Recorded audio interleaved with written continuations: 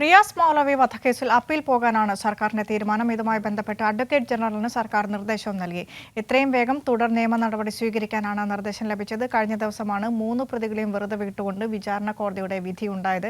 K M Umesh ചേരുന്നുണ്ട് കൊച്ചിയിൽ നിന്ന് വിശദാംശങ്ങളുമായി. ഉമേഷ്, സമഗ്ര വിവരങ്ങൾ. കാസർകോട്ടെ മദ്രസാധ്യാപകനായിരുന്ന മുഹമ്മദ് റിയാസ് മൗലവി വധക്കേസിൽ കഴിഞ്ഞ ദിവസമാണ് കാസർഗോഡ് ജില്ലാ പ്രിൻസിപ്പൽ സെഷൻസ് കോടതി വിധി പറഞ്ഞത്. ഇതിൽ പ്രതികളായ 3 പേരെയും കോടതി വിട്ടയക്കുകയായിരുന്നു. ഇവരുടെ പങ്ക് തെളിയിക്കാൻ കഴിഞ്ഞില്ല എന്നുള്ളതാണ് കോടതി ചൂണ്ടിക്കാട്ടിയത്. ഈ വിധിക്കെതിരെ അപ്പീൽ പോകാനാണ് സർക്കാർ ഇപ്പോൾ തീരുമാനിച്ചിരിക്കുന്നത്. ഇന്ന് ഇതുമായി ബന്ധപ്പെട്ട് നിയമമന്ത്രി പി രാജീവ് മാധ്യമങ്ങളെ കണ്ടിരുന്നു. അദ്ദേഹം പറഞ്ഞത് ഈ കോടതി വിധി അസാധാരണമായൊരു വിധി എന്ന നിലയിലാണ് കാണുന്നത് എന്നാണ് അദ്ദേഹം പറഞ്ഞത്. അതുകൊണ്ട് തന്നെ ഈ വിധിക്കെതിരെ ഹൈക്കോടതിയിൽ സർക്കാർ അപ്പീൽ പോകും. അതിനായി ആഭ്യന്തര വകുപ്പും ഡയറക്ടർ ജനറൽ ഓഫ് പ്രോസിക്യൂഷനും ഇതിനുള്ള നടപടികൾ ഇതിനകം തന്നെ ആരംഭിച്ചു കഴിഞ്ഞിട്ടുണ്ട് എന്നാണ് അദ്ദേഹം പറഞ്ഞത്. ഈ വിധി ഒറ്റനോട്ടത്തിൽ അസാധാരണമാണ്. ഇത് ഒരു തെറ്റായ സന്ദേശം നൽകുന്ന വിധിയാണ് എന്നും അദ്ദേഹം ചൂണ്ടിക്കാണിക്കുകയുണ്ടായി. കാരണം ഈ കേസ് തുടക്കം മുതൽ പഴുതടച്ച രീതിയിലാണ് പോലീസ് അന്വേഷണം നടത്തിയത്. പ്രതികളെ 3 പേരെയും ഉടൻ തന്നെ പിടികൂടാൻ പോലീസിന് കഴിഞ്ഞു എന്ന് മാത്രമല്ല, നിശ്ചിത ദിവസത്തിനുള്ളിൽ, അതായത് 90 ദിവസം തികയും മുമ്പ് തന്നെ കേസിൽ കുറ്റപത്രം സമർപ്പിക്കുകയും ചെയ്തു.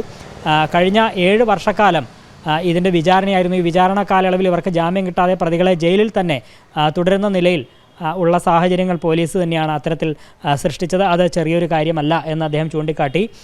മാത്രമല്ല, ഇതിൻ്റെ കോടതിയിൽ വിചാരണ വേളയിൽ ശരിയായ രീതിയിൽ തന്നെയാണ് പ്രോസിക്യൂഷൻ തെളിവുകൾ ഹാജരാക്കിയത്. DNA അടക്കമുള്ള പ്രധാനപ്പെട്ട ശാസ്ത്രീയ തെളിവുകളടക്കം കോടതിക്ക് മുമ്പാകെ ഹാജരാക്കുകയും ചെയ്തു.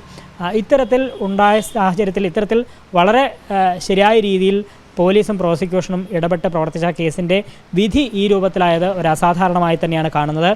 മാത്രമല്ല, ഈ റിയാസ് മൗലവിയുടെ കുടുംബത്തിലുള്ളവരും പ്രോസിക്യൂഷനും പോലീസും ശരിയായ രീതിയിലാണ് ഇടപെട്ടത് എന്ന് റിയാസ് മൗലവിയുടെ കുടുംബവും ഇതുമായി ബന്ധപ്പെട്ടുള്ള ആക്ഷൻ കൗൺസിലും ഒക്കെ പ്രതികരിച്ചതാണ്. മാത്രമല്ല, എല്ലാ ദിവസവും വിചാരണ വേളയിൽ എല്ലാ ദിവസവും കോടതിയിൽ പോയിരുന്നയാളുടെ അടക്കം പ്രതികരണം പുറത്തു വന്നതാണ്.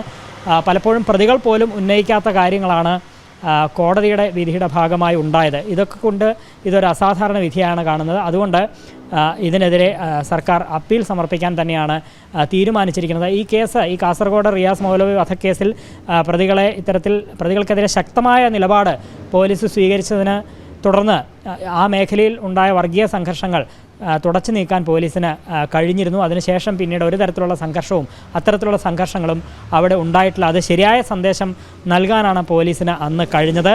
എന്നാൽ ഇപ്പോഴുണ്ടായ വിധി തെറ്റായ സന്ദേശം നൽകുന്നു. അത് ശരിയായ രൂപത്തിലെത്തിക്കാനായി ഹൈക്കോടതിയിൽ ഉടൻ തന്നെ അപ്പീൽ സമർപ്പിക്കും എന്നാണ് നിയമമന്ത്രി കൂടിയായ പി രാജീവ് ഇന്ന് വ്യക്തമാക്കിയത്.